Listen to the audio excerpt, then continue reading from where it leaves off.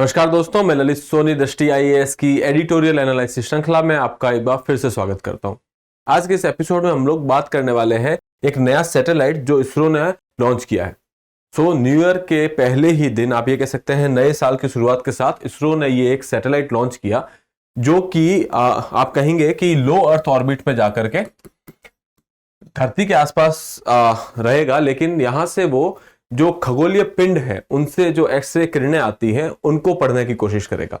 ठीक है, इसका क्या महत्व होगा, क्यों ये लॉन्च किया गया, इसके ऑब्जेक्टिव क्या है, वो सारी बातें हम लोग इस वीडियो में करेंगे। आज का जो आपका टॉपिक है वो इंडियन एक्सप्रेस से लिया गया है। इसका टाइटल है a light in space, ISRO's new observatory could help unravel some of the universe deepest secret and mysteries. जो हमारा ब्रह्मांड है इसमें बहुत सारी ऐसी गूढ़ रहस्य है, मिस्ट्रीज है। ठीक है, और इसरो का ये नया सैटेलाइट जिसका नाम जो है एक्सपोसैट है, ये सैटेलाइट ये सारी मिस्ट्रीज को, इन गूढ़ रहस्यों को बाहर लाने में काफी मदद करेगा। ठीक है, तो हम लोग आज इसी बारे में बात करेंगे। चलिए स्टार्ट करते हैं। इस वीडियो की रूपरेखा कुछ इस तरीके की रहेगी कि सबसे पहले, जैसा कि मैंने बताया कि ये खबरों में क्यों है, क्योंकि इसरो ने इसे लॉन्च किया है 1 जनवरी को। ठीक है, उसके बाद एक्सपोसैट है क्या, इसके अंदर क्या कंपोनेंट है, वो सारी बातें करेंगे। फिर जैसे कि इसके नाम में है एक्सपोसैट, मतलब एक्स-रे पोलराइजेशन सैटेलाइट। ठीक है, तो यहां पे जब ये पोलराइजेशन की बात हो रही है तो हम देखेंगे कि पोलराइजेशन होता क्या है, ध्रुवीकरण क्या होता है। ठीक है, उसके बाद इसका क्या महत्व है, इस सैटेलाइट का क्या महत्व रहेगा और ये क्यों लॉन्च किया गया, उन सारी चीजों पे एक बार चर्चा करेंगे, उसके बाद कंक्लूजन पे पहुंचेंगे। ठीक है, चलिए स्टार्ट करते हैं। तो सबसे पहले अगर हम देखें तो जैसा कि मैंने बताया कि ब्रह्मांड में बहुत सारे गूढ़ रहस्य हैं, उनके साथ साथ कुछ ऐसे खगोलीय पिंड है जैसे ब्लैक होल हो गया, न्यूट्रिनो स्टार हो गया, ऐसी चीजों के बारे में इंसान बहुत कम जानता है। और अब इस तरीके के सैटेलाइट जो है उनको स्टडी करेंगे तो ये रहस्य धीरे धीरे हमारे सामने आ सकते हैं। ठीक है, उसी दौर के अंदर इसरो ने भी एक सैटेलाइट भेजा है जिसका नाम है एक्सपोसैट। ठीक है, तो इसे इसरो ने 1 जनवरी को लॉन्च किया और इस सैटेलाइट का मकसद जो है कि खगोलीय पिंडों से जो एक्सरेज निकलती है, बहुत सारी एनर्जी निकलती है, बहुत सारी तरंगें निकलती है, उसमें से एक तरंग है एक्सरे लाइट। अब वो जो एक्सरे लाइट निकलती है उसके सोर्स के बारे में देखना और उसका क्या, किस प्रकार की लाइट है वो, उसके अंदर क्या कंपोनेंट है, ये सारी चीजें, कितने एंगल से आ रही है, कितनी दूरी से आ रही है, ये सारी चीजें वो देखेगा और उसके आधार पर उन खगोलीय पिंडों के बारे में हमें जानकारी देगा जहां से ये लाइट उत्पन्न हुई है। ठीक है, तो आप ये कह सकते हैं कि ये लॉन्च किया गया एक्सपोसैट, ये देश का पहली ऐसी ऑब्जर्वेटरी है। पहली ऑब्जर्वेटरी का मतलब आप ये कह सकते हैं कि ये टेलीस्कोप जैसी चीज है, जो दूरबीन जैसी चीज है, और जो धरती के बाहर एटमॉस्फेयर में, आप ये कहेंगे कि लो अर्थ ऑर्बिट में रह करके, धरती के एटमॉस्फेयर से बाहर रह करके ये खगोलीय पिंडों को देखने की कोशिश करेगा, उसके बारे में जानकारी इकट्ठी करेगा। ठीक है, ये भेजा गया to study the polarisation of cosmic x rays. जैसा कि मैंने बताया कि इन खगोलीय पिंडों से बहुत सारी तरंगें निकलती है, उनमें से एक एक्सरे तरंग भी है, और उन एक्सरे तरंग को देखने के लिए कि ये किस टाइप की है और इनके पोलराइजेशन के बारे में देखने के लिए कि ये ध्रुवीकरण जो है वो कैसे होता है। ठीक है, किस वजह से हो रहा है और उस ध्रुवीकरण का क्या इफेक्ट है, उस खगोलीय बॉडी के अंदर क्या कंपोनेंट है, ये सारी चीजें हमें उससे पता चलेगी। ठीक है, इसके अलावा जैसा कि मैंने बताया कि ये जो खगोलीय बॉडीज होती है, जैसे कि ब्लैक होल हो गया, न्यूट्रॉन स्टार हो गया, गैलेक्टिक न्यूक्लियाई हो गए, ये सारे अपने अंदर से बहुत सारी ऊर्जा उत्सर्जित करते हैं। इसके अंदर कुछ एक्सरेज भी शामिल है। ठीक है, और हम इन्हीं को पढ़ने की कोशिश करेंगे।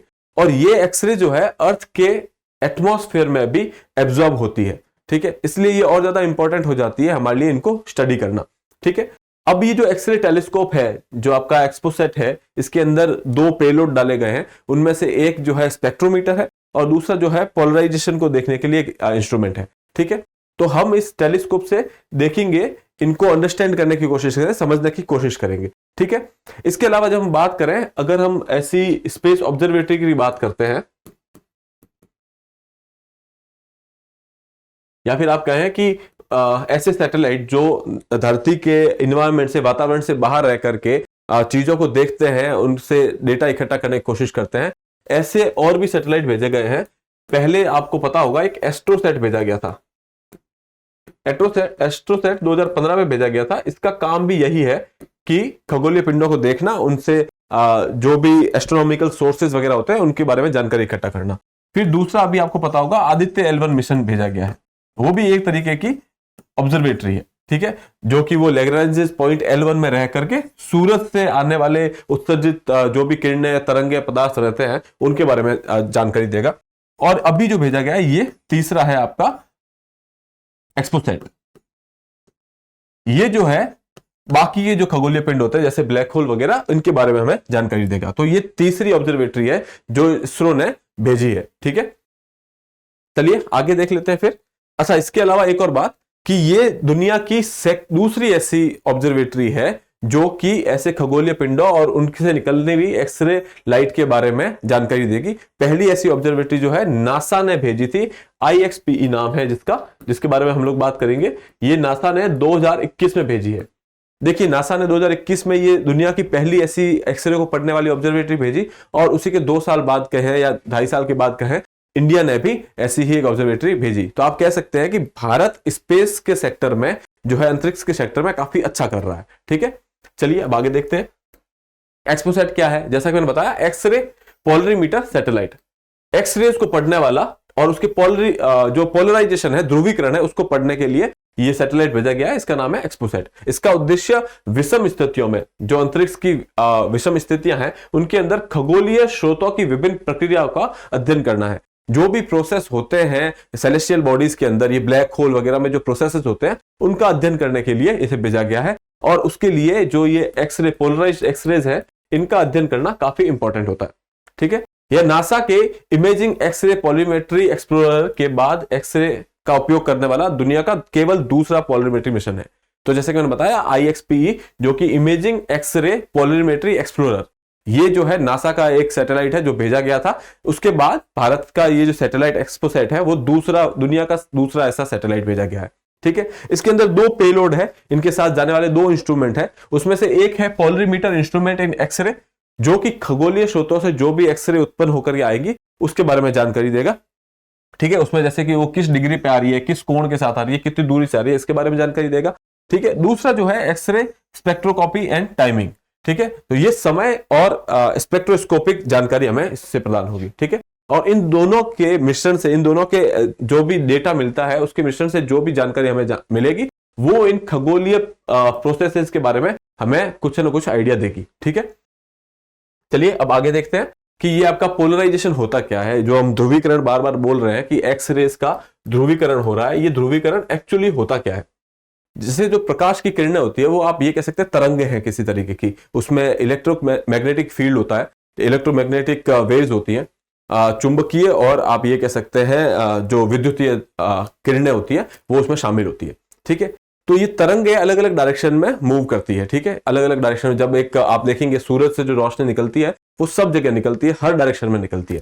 तो वो जो है अध्रुवीकृत लाइट है या अध्रुवीकृत प्रकाश है।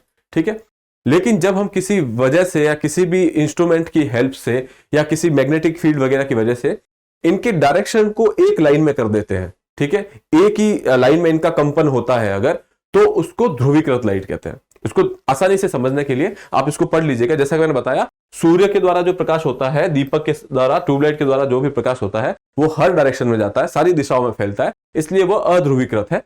और जो प्रकाश एक सीधी लाइन में आपको दिखेगा कि हाँ इसी सोर्स से आ रहा है, सामने आ रहा है, इसको, या फिर कह सकते हैं कि इनके कंपन एक ही डायरेक्शन में होते हैं, एक ही दिशा में होते हैं, वो ध्रुवीकृत लाइट होती है। ठीक है, इसको आसानी से देखने के लिए आप देख सकते हैं यहाँ पे, जैसे कि यहां आप देख सकते हैं कि ये मिक्स लाइट है, जनरल लाइट है, जिसके अंदर सारी दिशाओं में घूम रही है। आप देखेंगे कि ये इसका कोई फिक्स पैटर्न नहीं है, सारी दिशाओं में जा रहा है। उसके बाद यहाँ पे कोई पोलराइजर है, जिसकी वजह से आप देखोगे कि ये देखिए अब ये एक ही दिशा में इसका कंपन हो रहा है। ठीक है, तो मतलब जब ये लाइट यहां से निकलेगी तो ये एक ही दिशा में जा रही होगी। ठीक है, इसमें जो ये कंपन है अलग अलग दिशाओं में है। ठीक है, तो यहाँ पे जैसे मान लो ये पोलराइजर है, जैसे मान लीजिए यहाँ पे कोई ऐसा स्लिट है, इसकी वजह से ये वर्टिकल पोलराइज हो रही है, और यहाँ पे जब हम यहाँ पे स्लिट जो है आपकी इस डायरेक्शन में रखते हैं, हॉरिजेंटल, ठीक है, तो ये हॉरिजेंटल डायरेक्शन में पोलराइज हो रही है। लेकिन आप ये देखोगे इनकी दिशा जो है अब एक हो चुकी है। ठीक है, और इनकी जो कंपन की दिशा है वो भी एक है। अब ये कंपन जो हो रहा है यहाँ पे हॉरिजेंटल हो रहा है, ठीक है, और यहाँ पे जो कंपन हो रहा है वो ऐसे वर्टिकल हो रहा है। ठीक है, तो यहाँ पे पोलराइजेशन का मतलब, ध्रुवीकरण का मतलब है कि जो कंपन की डायरेक्शन होगी, जो जैसा कि मैंने बताया प्रकाश जो है वो तरंग है, तो तरंग में कंपन होता है और वो कंपन एक ही डायरेक्शन में होगा, तो उसे ध्रुवीकृत लाइट कहते हैं या पोलराइज्ड लाइट कहते हैं। ठीक है, अब जब हम बात कर रहे हैं एक्सरेज वगैरह की, तो ये जब लाइट निकलती है जनरल लाइट के हिसाब से तो इनको हर डायरेक्शन में जाना चाहिए, लेकिन जब ये हमारे जो सेलेस्टियल बॉडीज है, खगोलीय पिंड है, जैसे ब्लैक होल वगैरह है, तो इनके आसपास बहुत सारी इलेक्ट्रोमैग्नेटिक फील्ड होती है, ठीक है, जो जिसे आप चुंबकीय और विद्युतीय क्षेत्र कहते हैं, वो बहुत सारा होता है। उसकी वजह से जो है कुछ लाइट एब्जॉर्ब हो जाती है और उसकी वजह से ये जो एक्सरेज होती है ये पोलराइज हो जाती है, ध्रुवीकृत हो जाती है।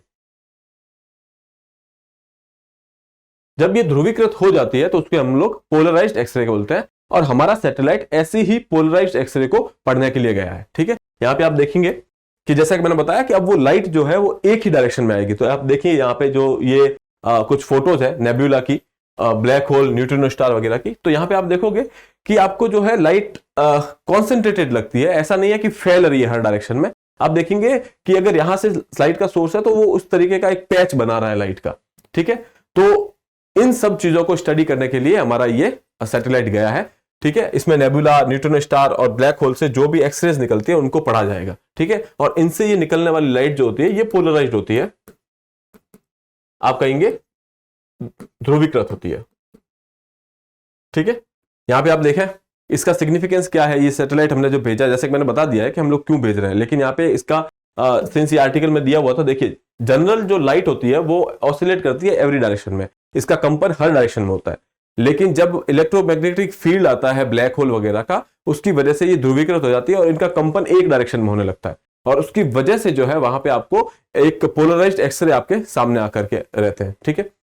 अब इससे आपको क्या पता चलेगा, जब एक सोर्स से जिस जगह से ये लाइट्स आ रही हैं, हमें आपको अगर आप उस लाइट को स्टडी करोगे तो आपको सोर्स की पोजीशन वगैरह के बारे में थोड़ा पता चलेगा, सोर्स की कंपोजिशन के बारे में पता चलेगा कि कौन सी लाइट उसके अंदर एब्जॉर्ब हो गई है और कौन सी उससे एमिट हो रही है, ठीक है। तो एक ये चीज पता चलेगा। दूसरा, जो 1970 का दशक था उसके आसपास हमें बस इतना पता था, जो भी हमारे सैटेलाइट वगैरह गए थे उससे हमें ये पता था कि हाँ ब्लैक होल जैसी चीजें हैं और वो कहां कहां है ये हमें पता है, ठीक है।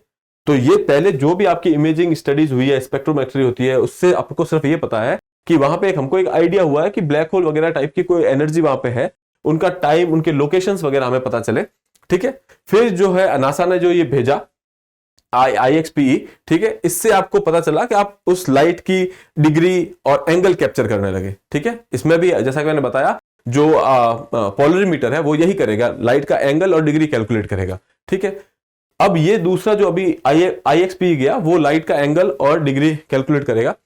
अब जो है इससे आपको बेसिकली क्या पता चल रहा है कि ये बॉडीज जो है कहां है, किस तरफ है, उनकी पोजीशनिंग पता चल रही है, ठीक है। आगे हमारा आइडिया ये है कि हम जैसे जैसे आगे बढ़ेंगे तो हम लोग इनकी पोजीशन से इनके कंपोजिशन के बारे में जानने की कोशिश करेंगे कि ये कैसे बनी है, ब्रह्मांड की संरचना क्या है, और भी जो मैंने बताया कि ब्रह्मांड के बहुत सारे गूढ़ रहस्य हैं उनका हमें धीरे धीरे इससे पता चलेगा, ठीक है। तो यहां पे आप देखेंगे कि जो IXPE हमने भेजा था उसका बैंडविड्थ या फिर जिस फ्रीक्वेंसी में वो काम करेगा वो हमारे वाले सैटेलाइट से अलग है, ठीक है। तो हमें अलग अलग सैटेलाइट से दो अलग अलग प्रकार के डेटा मिलेंगे, जिससे हमें और ज्यादा आसानी से उनको कंपेयर करके हमको आइडिया लग सकता है कि वहां पे क्या क्या चेंजेस हो रहे हैं, वहां के क्या क्या प्रोसेसेस हो रहे हैं, ठीक है। अब जो ये एक्सपोसेट है इसकी observation can help answer the some of the astrophysics long lasting questions, long standing questions, okay.